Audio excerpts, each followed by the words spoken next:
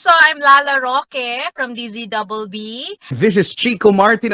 I'm Shasha Frikitsola. I am a trick soaker.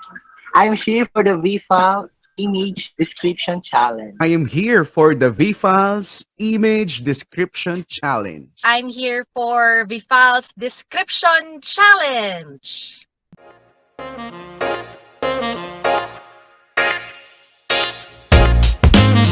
Image Description Challenge, Round 1. Okay, photo number 1 is actually a flower. Bulaklak siya with the white background. May stem to.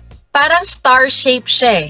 Tapos parang meron siyang sa gitna pa na bilog. Tapos may nagbo-bloom, may nagpo-protrude ng konti doon. Siguro parang pollen. Yes, ang ganda po ng kulay.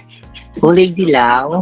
Photo number 2 ay larawan ng isang magandang dilag. So siya ay medyo, hindi siya nakatingin ng diretso, nakatingin siya ng medyo patagilid sa bandang kanan niya. Doon siya nakatingin. Nakangiti siya na hindi kita ang ngipin. Medyo nakasmile-ish yung mata niya, no? Itim yung buhok niya. Ang hirap pa.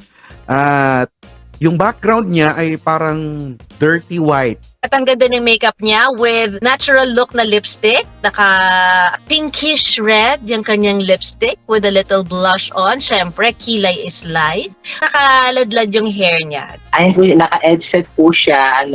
Kulay gray po yung damit. Third photo ay larawan ng isang baso na kulay ocean blue. Cute ng design ng baso. Meron siyang shape.